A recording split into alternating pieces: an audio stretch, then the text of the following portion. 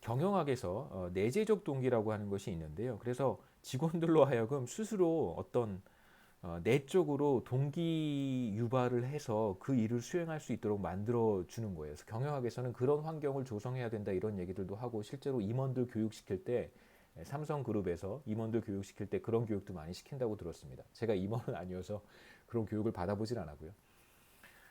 근데 이제 그런 이야기를 하는 결국은 그 임원의 포인트는 내재적 동기가 중요하다는 거예요. 왜 너희는 왜 저한테 왜 너는 내재적 동기가 왜 모티베이션이 없냐라고 이제 지적을 한 것이죠. 직접적으로 그렇게 표현한 것은 아니지만 우리는 주어진 과제를 모두 다 성실하게 수행을 해야 된다라고 얘기를 이제 하는 거죠, 임원이. 근데 저는 그 순간 뭘 생각했을까요?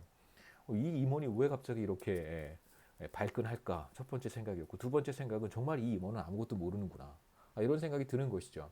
그러니까 매니저라고 하면 기본적으로 어떻게 모티베이션을 만들어갈지를 고민을 해야 되는 사람인데 그 사람은 경제학적 백그라운드를 가지고 있지 않은 사람이에요. 뭐 경영학과 출신인데 그렇다고 경영학 박사도 아니에요. 그러니까 그 임원이 어떻게 됐는지 굉장히 미스테리한 거죠. 그러니까 어떤 사람은 뭐 우리 나중에 프로모션 얘기도 할 텐데 승진 얘기도 할 텐데 5장에서 그러니까 뭐 어떻게 보면 사실 연구소에서 저희와 같은 연구자들을 평가하기에 적합한 사람은 아니라고 봐야 되는 거예요.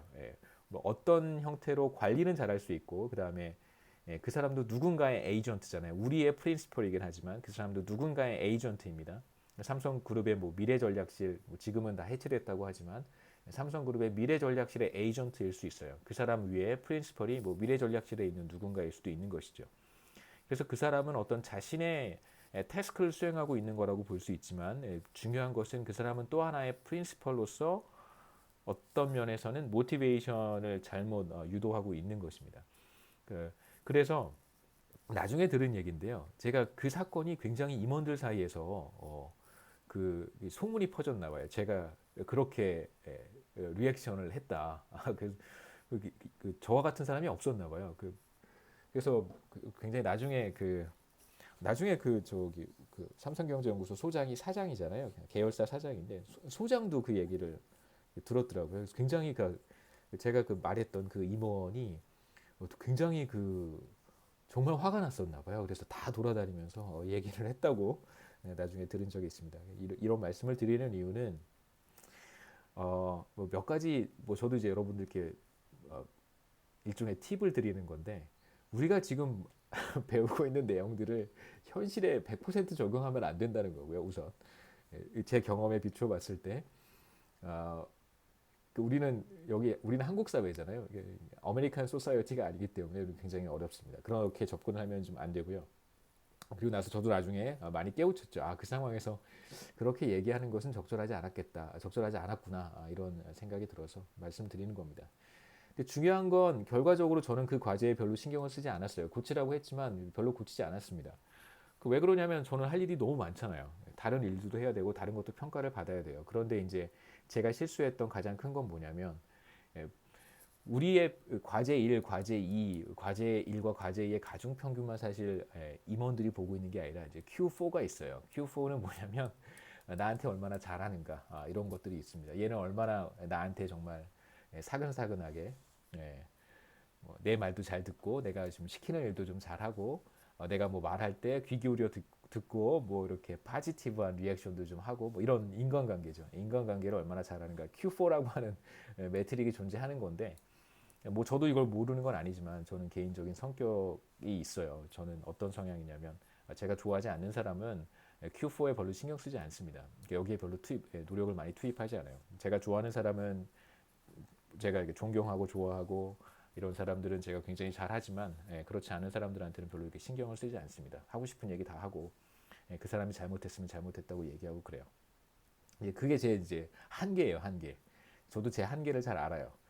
여러분들은 조심하셔야 됩니다. Q4라고 하는 게 존재하고 저는 여러분들이 가급적 좋아하는 사람, 싫어하는 사람 뭐 누구든 상관없이 여러분의 프린시펄이라고 한다면 Q4에도 신경을 좀 쓰셨으면 좋겠습니다. 여하튼 쓸데없는 얘기가 좀 길어졌는데요. 예, 우리가 첫 번째 보려고 하는 것은 이제 멀티태스크의 인센티브 문제인데 세 가지 이그젬플을 제가 순서대로 말씀을 드리겠습니다. 첫 번째는 이제 밸런스드 스코어 카드라고 하는 건데 실제로 우리 그 경영학과에서도 이러한 내용들을 가르치는 걸로 알고 있습니다. 이제 캐플란 앤 놀튼이 개발한 것이고요. 1990년대에 개발한 걸로 알고 있습니다. 우리말로는 경영학에서는 이걸 어, 균형 성과표라고 번역을 했어요. 정확히 저는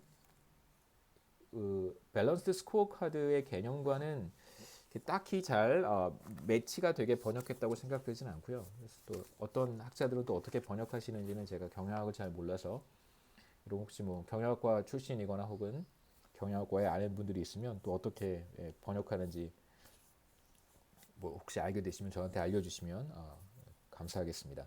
몇 가지 측면에서 에이전트의 직원들의 성과를 측정을 하는데요. 첫 번째는 이제 파이낸셜 부문이고 두 번째는 커스터머, 세 번째는 인터널 프로세스, 그다음에 뭐 네 번째는 이노베이션이라든가 이제 러닝 이렇게 그 크게 네 가지 항목으로 카테고리로 나누고 그다음에 각 네 가지 카테고리에 다시 서브 카테고리를 만들어서 각각의 항목들에 대해 이제 직원들의 성과를 평가하는 것입니다. 그래서 혹시라도 회사가 중요하게 생각하는데 직원들 회사가 중요하게 생각하는 영역인데 평가가 되지 않아서 직원들이 소홀하게 생각하는 부분이 있을 수 있잖아요. 이제 그런 부분들을 이제 가급적 다 포착하기 위해서 만들어낸 이제 하나의 평가 체계라고 할 수 있습니다.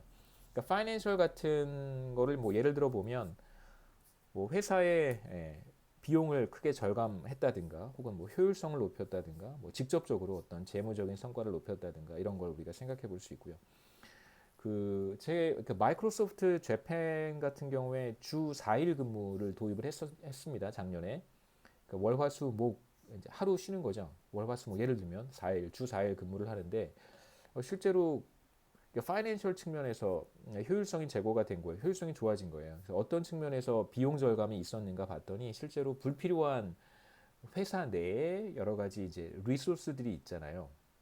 회사 내에 리소스가 크게 절약되는 일단 눈에 띄는 성과 물론 시간이 좀 지나봐야 주 4일 근무의 효과가 이제 더 명확히 나타나겠죠. 이제 일단 가시적인 성과는 어떤 것이 있었냐면 이제 파이낸셜 측면에서 뭐 여러 가지 이제 비용 절감이 나타나는 거죠. 뭐 프린트 할 것도 잘 하지 않고 그 다음에 회사 내 여러 가지 물품들 같은 것도 비교적 많이 세이브했다 이런 것이 이제 언론을 통해서 보도된 적이 있습니다. 그래서 네 가지 측면에서 다양한 이제 액티비티를 회사가 혹은 프린시펄이 모니터링을 하고요. 이제 그에 따라서 적절히 보상하는 방법이라고 할 수 있습니다. 그래서 매니저들이 뭐 임원이겠죠. 프린시펄, 매니저. 여기서 제가 매니저라고 하면 여러분 프린시펄이라고 생각하시면 됩니다. 이제 관리자들이 퍼포먼스를 임프루브 할 수 있는, 개선할 수 있는 좋은 방법이라고 할 수 있습니다. 그래서 우리 첫 번째 제가 논문을 소개를 할 텐데요. 첫 번째 논문은 이제 그리피스 앤 닐리라고 하는 두 사람이 퍼포먼스 페이가 지금 우리가 계속 보고 있는 성과 보수라고 하는 것이고 그 다음에 이 스코어 카드 시스템을 스코어 카드 밸런스드 스코어 카드를 이제 도입을 한 사례를 연구를 했습니다. 이제 경제학 연구고요. 저널 오브 레이버 이코노믹스는 이제 노동 경제학에서 가장 권위 있는 학술지라고 할 수 있습니다.